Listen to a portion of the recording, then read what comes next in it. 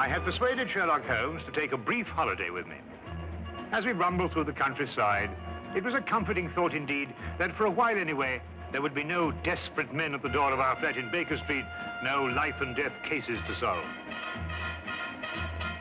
Ahead were 4 whole days as suspended and happily uneventful as this train trip.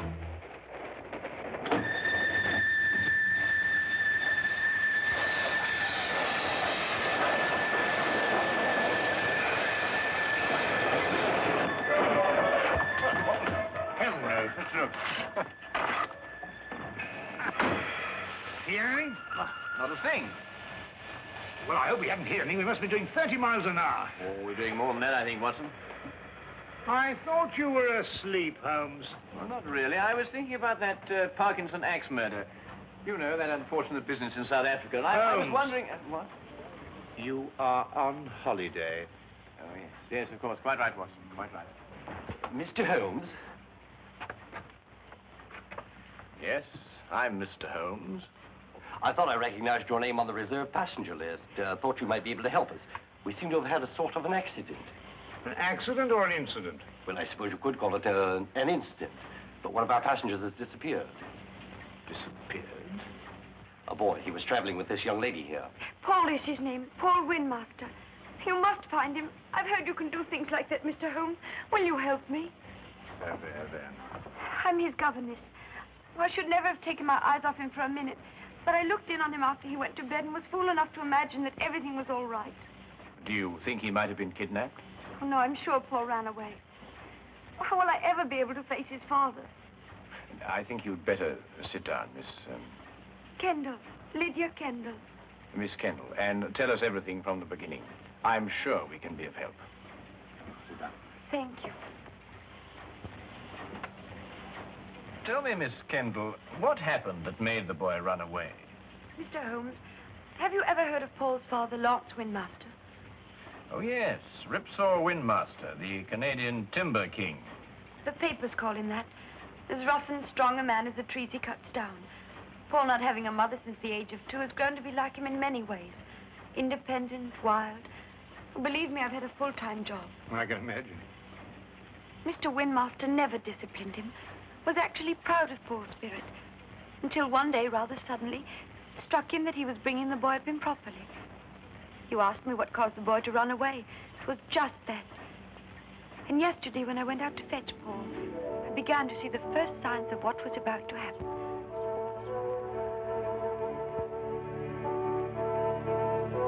Paul! Paul! Paul, you'll have to come home now and get dressed. We're all packed and ready to go. Yes, Miss Kendall. Hurry now, we can't miss the train.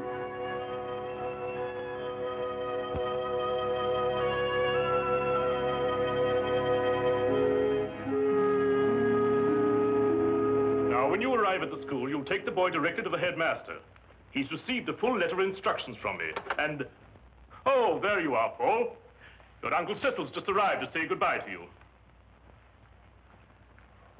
Here's wishing you success, Paul.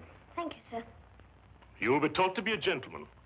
Something which, your mother forgive me, I failed to do. Yes, Father. What have you got there? White mice. White? Now, look here, Paul. You certainly don't intend to take them to school with you. Well, I can't leave them here. Nobody would look after them. Now, that's foolish. Nobody really cares about white mice here, except me. Well, you can give them back to whoever gave you them. You mean Coco? Who? Coco the clown.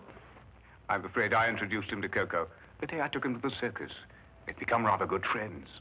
Well, I couldn't give them back. He gave them to me as a gift. Paul, I don't care what you do with them, but you can take them with you, and that's final. All right. Leave them here, then. Good boy. Well, you and Miss Kendall had better be off.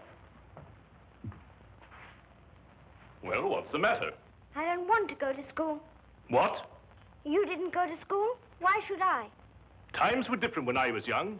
You don't know what you're saying. I have my horse and my white mice, and Coco and I are supposed to meet next week. You can't run wild all your life. You'll grow up to be a savage. But Lydia could teach me everything I need to know right here. Miss Kendall isn't a teacher. She's a governess. She knows as much as anyone. Now listen to me, Paul. One day you'll come into possession of everything I own. This estate, my lumber mills, everything. When that day comes, I want you to be equipped to take over. Well, I don't have to go to school for that. And I don't have to wear a tie and jacket either. You'll wear a tie and jacket and you'll like it. And you're starting to school right now. Put me down! I don't want to go to school! I'll run away! Put me down! I'll run away! Well, Miss Kendall, are you coming? Put me down! Put me down! He boarded the train without further protest. The truth is, his attitude seemed to have undergone quite a change. By the time we started out, he behaved almost as if he were looking forward to going to school. But of course, the whole thing was a ruse to put me off my guard. You said before you saw the boy after he went to bed. Now, what time was that? About 8. And what time did you find that he was missing? About an hour later, I heard a thud coming from his compartment and went to investigate.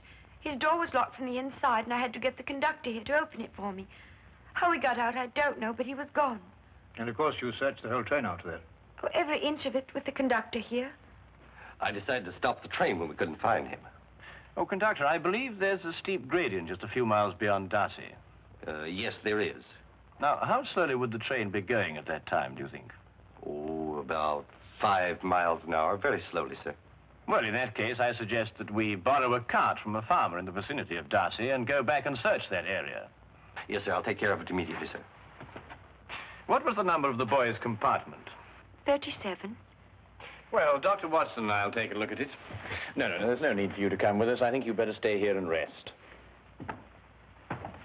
Now, you mustn't worry. Small boys make a habit of disappearing and reappearing.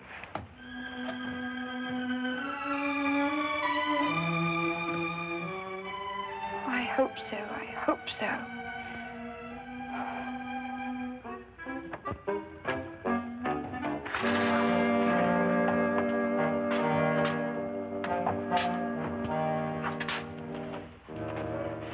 Well, you've certainly simplified the search and narrowed down the area to Darcy.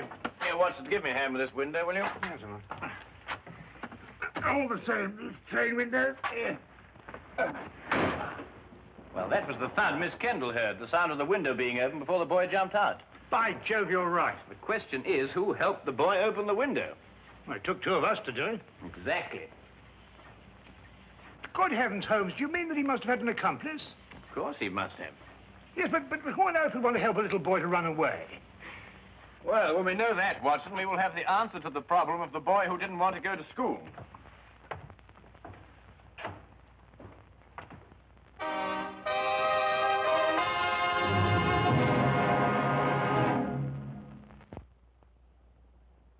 And now we return to the case of the night train riddle. Taking Holmes' suggestion, we borrowed a cart and traced the rail line back to the upgrade near Darcy. We combed the area several times without uncovering a single clue. All of us were soon discouraged and ready to abandon the search. All of us, that is, except Holmes. We've been over this stretch 3 times already, Holmes. Yes, I know, but this is the only place where the boy could have jumped off. But we haven't got a shred of evidence, not a sight of anything, nothing at all. Look, what is it? A boy's cap. Miss Kendall, would you mind coming over here for a moment? Is that the boy's cap? Oh, yes, that's his. Then it has to be here. Look, over here. Here we are, Watson. The footprints of a small boy. Holmes, look, another set. Must be the boy's accomplice. Ah, good work, Watson. They end here.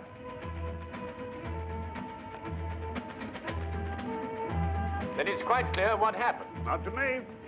Well, they obviously boarded another train, a local, I imagine, traveling in the same direction as we were. We do pull alongside a local here, Mr. Holmes, the up train from Royal Minster. Well, how can they do that? Change trains in midstream, so to speak. Well, obviously, Watson, if both trains were traveling slowly enough. They do. It's possible, entirely possible, Mr. Holmes. Conductor, I think you'd better telegraph ahead and have them stop that train. Yes, sir. Do you think they'll find him, Mr. Holmes? Well, we are near enough to the truth, Miss Kendall, not to have to speculate anymore. We will soon know. We began a hasty return to the night express, aboard which we hoped to catch the local. Holmes insisted that time was of the utmost importance.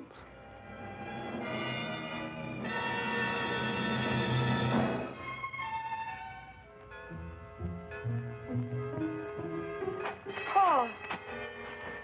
Pardon? I'm sorry. I thought to another boy. Perhaps the next compartment. This is the last one, miss. You held out so much hope, Mr. Holmes. How many stops did the train make before Darcy? 3, same as usual. Did you notice a boy get out at one of them? Not that I remember. There was a boy. I talked with him. He got off with his father at Manborough. Are you sure? Yes, there was that pair. Blimey, I clean forgot. What did the father look like? Medium-sized, grey hair, ordinary face. Wait, I noticed when I inspected his ticket there was something about his fingertips. They were red. Red? Yeah. I thought it was strange at the time. That's most observant of you, conductor. That proves it, Watson. Holmes, do you know who he is? Of course. Coco the clown. Coco the clown? He was the boy's friend. But more than that, there's the red fingertips. The significance of which completely escapes me. Rouge, Watson, the same kind of clown uses. He was evidently in a great hurry to catch the train. He didn't have time to remove it all. Oh, if you're only right, Mr. Holmes. And unless I miss my guess, we'll find them both in Manborough now.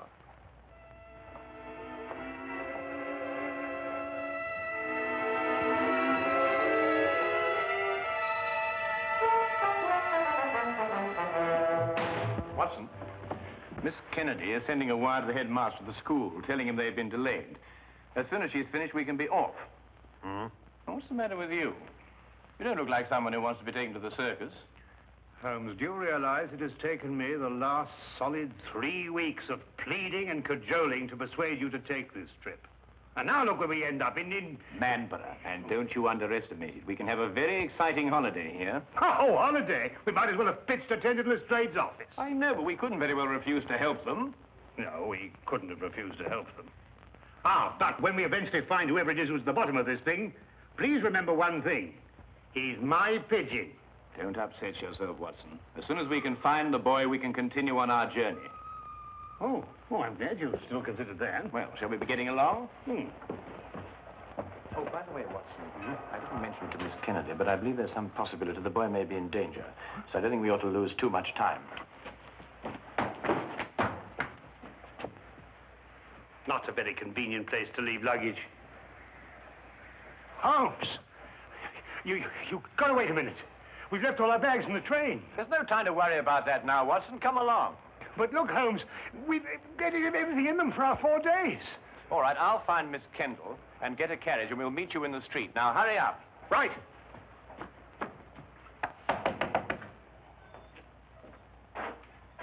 Could you tell me if the night express has gone yet? He had to switch back to the main line. I wondered if it was still in the yard somewhere.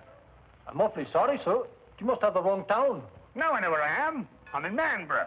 Right you are, sir. But the night express doesn't stop in Manborough. Never has. Except once. But confound it, man, I know it stops here. Oh, no, sir. The only time the night express ever stopped in Manborough was in the summer of '88. A wheel fell off the locomotive. Right off Port here it happened. It stopped all right that night. Now, look here, this is urgent. I happen to know the night express stops here because I got off the thing at this station. Now, will you kindly go and find out if it's still here? Well, I have to go down to the yard area. In about 5 minutes, I'll ask the signal box. 5 minutes? Oh, never mind. Watson, come along. The carriage is waiting. But...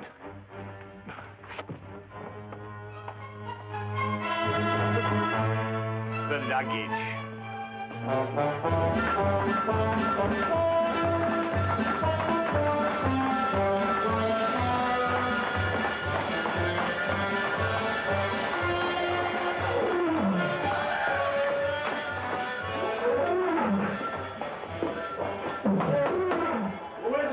Cecil, open up.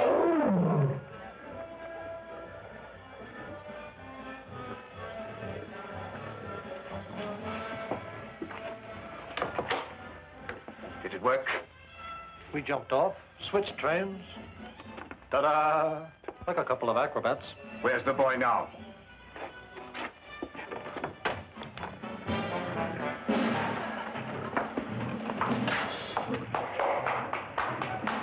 Exactly where I want him.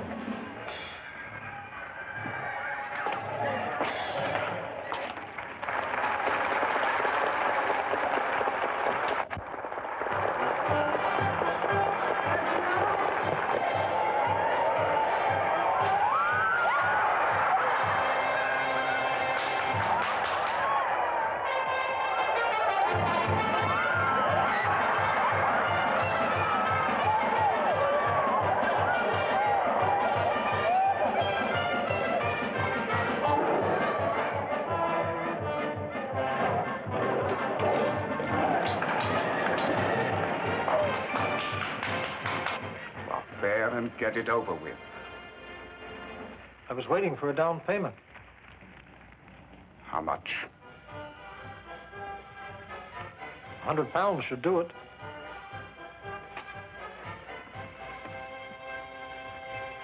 That's cheap enough to show you good faith.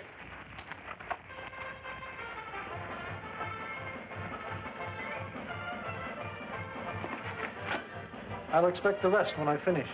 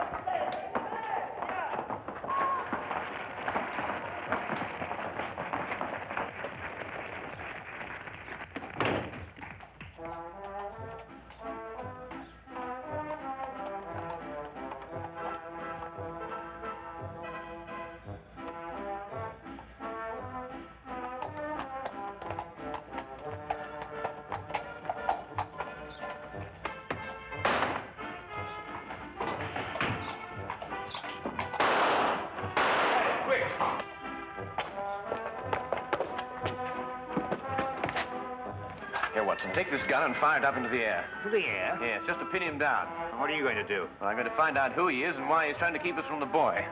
Well, go on, Watson, fire it. I'm sorry, Holmes. This one's mine. What? Watson! Watson, here. Fire it, Holmes. Fire it. Oh, very well.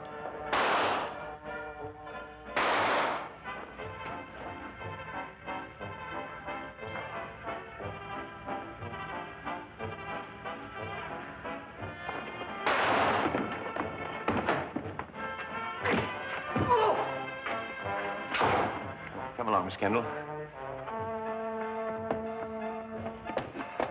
Watson, you're a fool to have taken such a risk. No, with you covering me, I couldn't miss.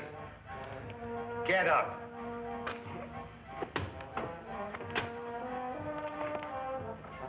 It's Mr. Windmaster's brother. Oh, Uncle Cecil. Yes, and the first in line to inherit the Widowmaster fortune if anything had happened to the boy. That's right, you would be the heir. You may not think so at the moment, Mr. Widowmaster, but you're very fortunate. If the boy had been killed, you would most certainly have been hanged. Hanged? Yes, hanged. Stop him. Stop who? Coco, he's about to kill the boy. Push him off the catwalk backstage.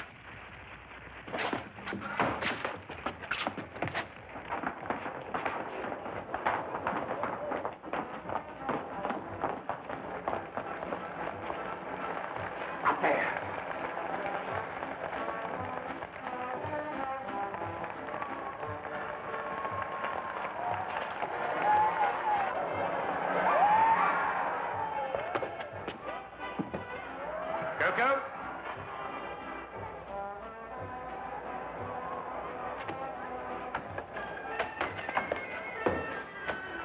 Don't come any closer. I'm coming down.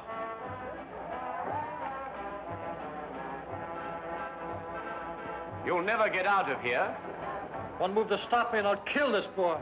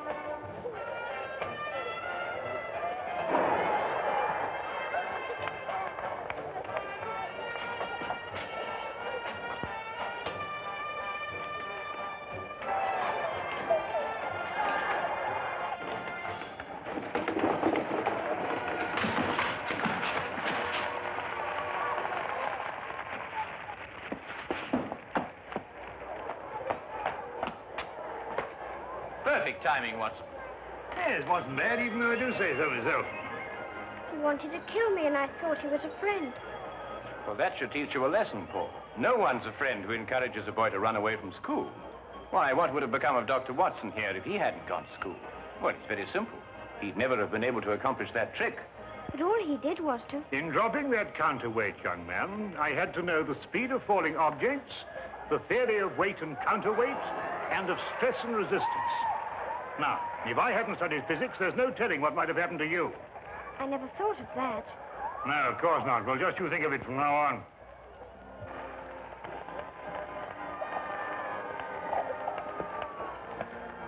Watson, did you really have all that in mind when you pulled that rope?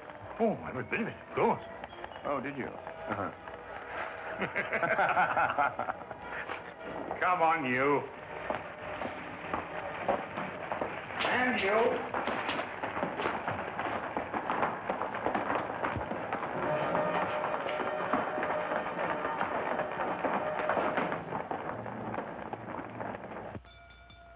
If you're looking for the time of the next London train, it will be along in 10 minutes. Huh? Oh, no. I was just wondering where our bags would be by this time. This train seems to be somewhat off schedule. I'd estimate that our clean shirts are about 30 miles north of Edinburgh at this moment. Oh, confound it, Holmes. Why dwell on that? Oh, don't take it so hard, old chap. We'll give it another try one of these days. Well, sir, it certainly was a shock to me. Oh, it's you again. You were right, sir. The express did stop in Manborough tonight. Can't understand it. The first time since the summer of '88. Fact is, it was running wild through here tonight, they tell me. Came roaring through on the local line first, and back through here to switch over to the main line again. Can't for the life of me figure what they were up to. Left a couple of bags on our platform. No hint of a reason. Just found them there. A couple of bags, did you say?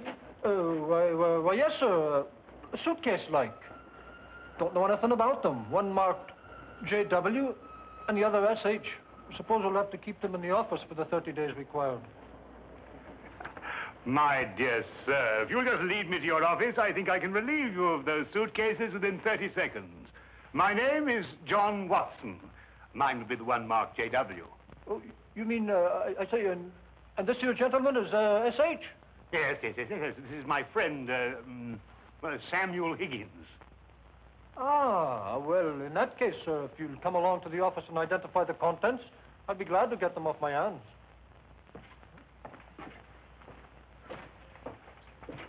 Samuel Higgins? Yes. You see, we have 3 whole days left. And I'm quite sure that nobody will want to interfere with the holiday of Samuel Higgins.